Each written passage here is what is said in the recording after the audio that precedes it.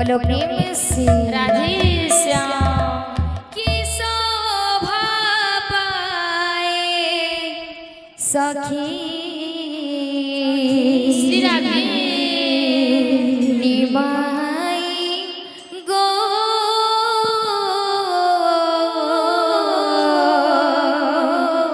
की शोभा पाए सखी निमाई को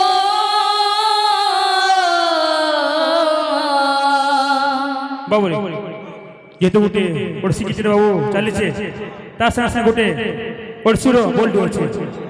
दाग दाग तरे गड़े तक तक तरे गड़े खिड़ता गदिग ना दहा दाग दाग तरे गड़े तक तक तरे गड़े खिड़ता गदिग ना दहा दाग दाग तरे गड़े तक तक तरे गड़े खिड़ता गदिग ना दहा धा गदि हुंडा गदि हुंडा गदि हुंडा तरे गड़े धा गदि हुंडा गदि हुंडा तरे गड़े धा गदि हुंडा गदि हुंडा तरे गड़े खिड़ता गदिग ना दहा खिड़ता गदिग ना दहा खिड़ता गदिग ना दहा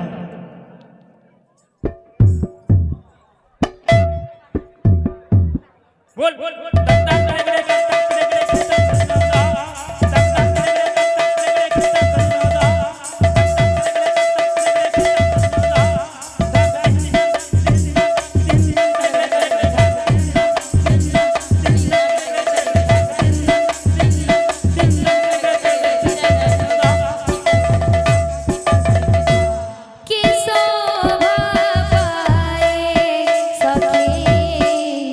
निमाई गो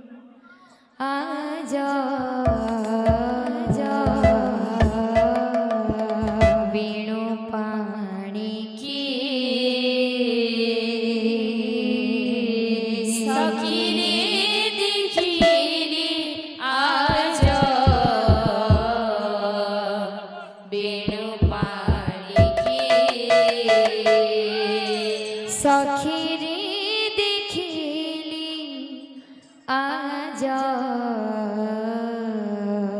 श्री राधे बीणो आणी की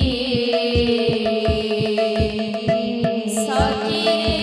देखिली आज बेणु पाणी की